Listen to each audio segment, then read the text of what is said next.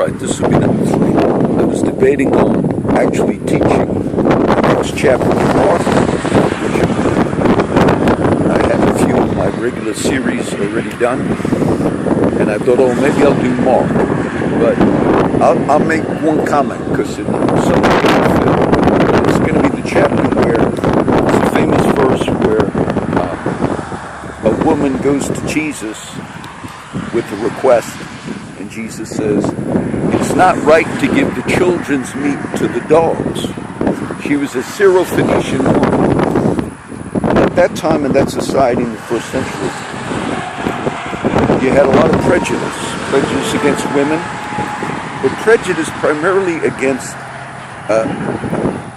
the down and out. And this particular class of society was considered dogs.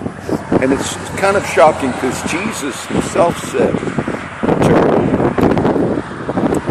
using the terminology of that day, it's not right to give the children's bread to the dogs. And this proverb, it says, I just read it the same night I read this chapter, getting ready to teach it. With the lowly is wisdom. And the woman responded and said, you're right, but the dogs eat the crumbs that fall from their master's table. And Jesus says, because of that saying,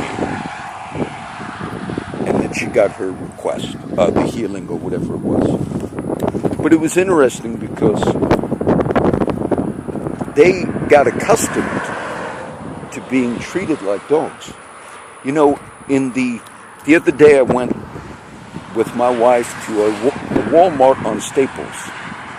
This is 2 weeks ago. And she remembers in the past I said, let's go to another Wal Mart. And she said, why? You used to like that one on Staples. So I told her I didn't lie, but I didn't tell her everything. I said, well, the guy that checks your receipts when you buy stuff, I said, he gives Pops a hard time. But then the other day I told her the story. Pops was an old man. Those of you know our ministry know who Pops was.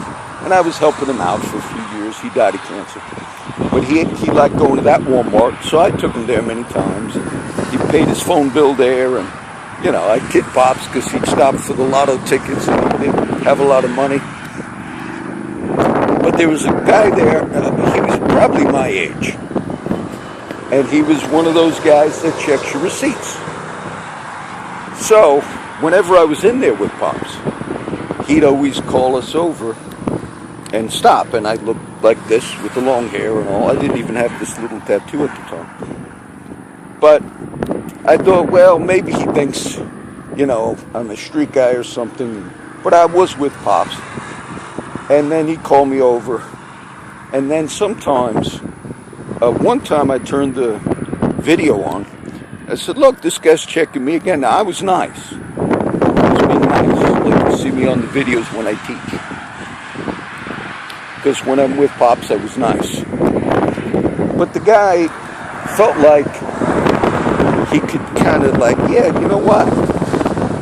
I can just kind of like maybe harass these people somewhat. Because one time I said, no, I do a ministry. I gave him the little card. He said, Pops is an old man, I help.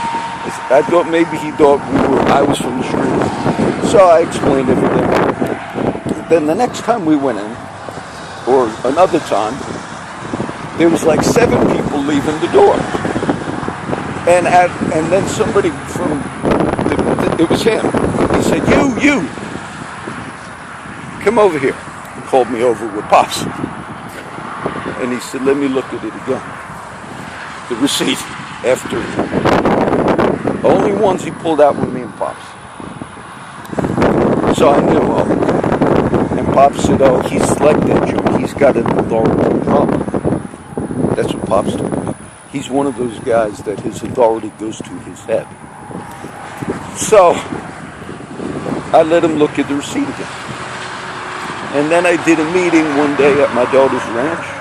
And as I was driving back, I kept thinking, I better not go to that Walmart. I was by myself. And then coming down, across town and all, I turned at Staples. I turned on Everhart to go to that Wal Mart on Staples.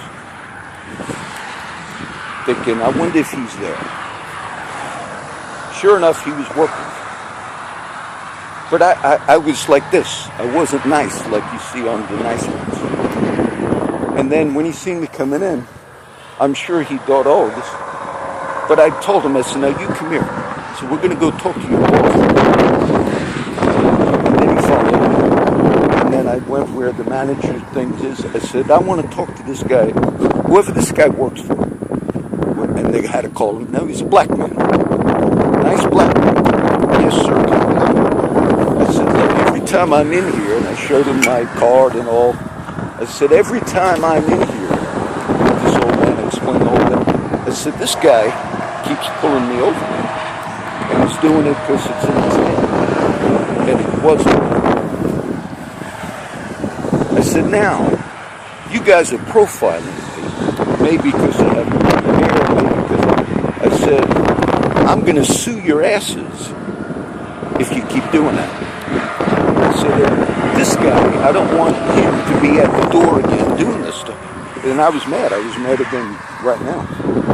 And he kind of, no, he said, no, we'll take care of it. We'll take care of it. Now, that guy never pulled me over again. And not that because I'm a tough guy, but because he thought he could have used that little thing. Let me check the receipt. There's a verse in the Bible, and I always like this, it comes from Jesus himself. And so many of us in Christian ministry, and I teach soteriology, meaning the doctrine of salvation and justification by faith, and we're doing it in our current teachings. And so many are really caught up on particular modes of baptism and so forth, debates within Christianity. But we put so little emphasis on Jesus' words. And he gives us the scenarios of the judgment, the final judgment. And at the judgment, he says things like, those here, depart from me, you that work iniquity, because I never knew you. And they respond, but we were familiar with your teaching, you taught in our streets, you were with us. We did many great religious things in your name. That was the mindset of that day. Religion, to them, was not connected to treatment of your fellow man. And we did all these things. But then he says, but when I was hungry, you didn't feed me. When I was thirsty, you didn't give me anything to drink. When I was naked, you didn't clothe me. When I was in prison, you didn't visit me. When, Jesus, when? When you didn't do it to the least of these, my brethren, you did not do it to me. And then the righteous, they're going to get blessed. They're going to inherit the kingdom because they did those things. And they were also saying, when did we? We didn't know we helped you, Jesus. We didn't know we defended you and did all these things. He said, when you did it to the least of these, you did it to me. Much of what you see me or anybody that engages in these things is so much an aspect of what God wants in the kingdom. The police chief in Taft that got fired because he told a homeless guy, leave town or I'll arrest you. I read that article. He was accused of oppression and taking away the right of freedom from a person. Making that person feel like, you know, if you're here, you're not allowed to be here. That was what he was charged with, that police chief in Taft who got fired. A lot of people feel comfortable, even if they're maybe afraid of crime, or, oh, there's things I gotta have all this security and all these things. But then they think, well, but I'm in my home or whatever. Now imagine if you actually didn't have a home. You camped every night, maybe you picked a spot. That looks like somebody might have camped right there, actually. I just pulled off on the side of the highway. And picture that all of a sudden you got beat by an officer or assaulted. It had nothing to do with law, it was just targeted. And then you know you're on the street. But that officer not only gets a lot of money or has his home, but his job every day is to be out patrolling. And part of it, when he crosses the line, is to also go after people, assault you and find where you're at. He goes home and rests. Those people, they don't want to do reports on those officers because they're vulnerable. They know that at any moment they can be pulled out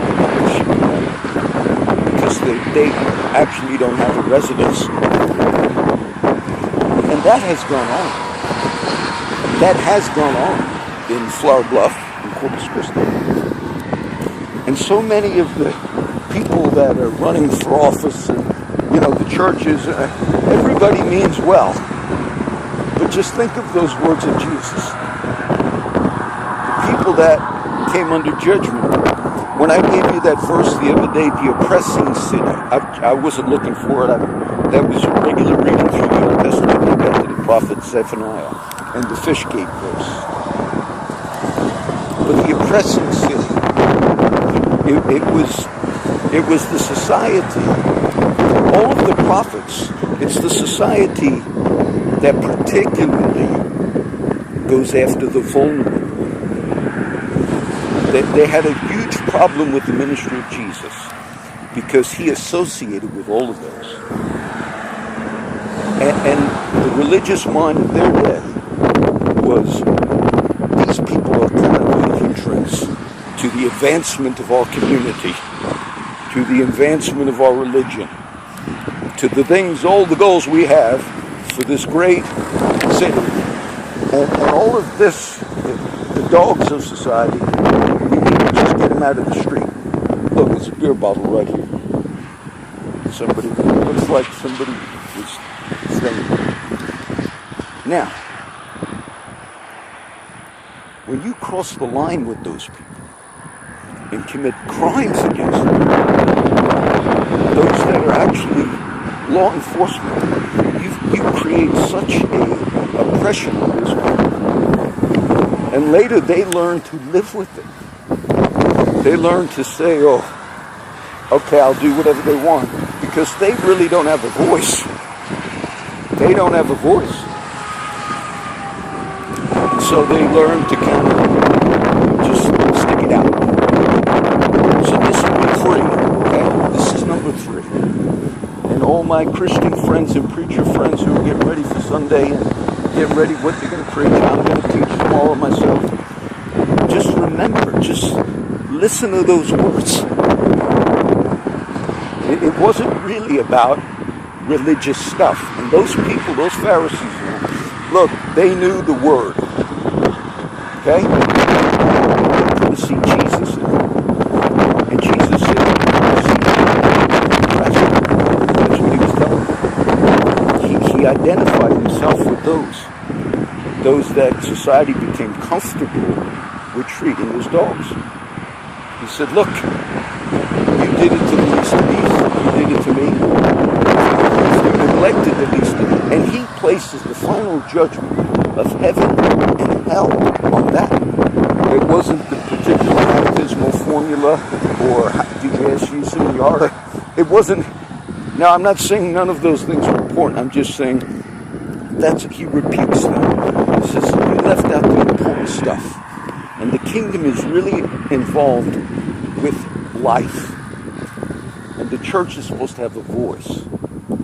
Okay? The verse I put there, the voice of the Lord cries unto the city, and the man of wisdom shall see thy name. Hear ye the rod, and who hath appointed it.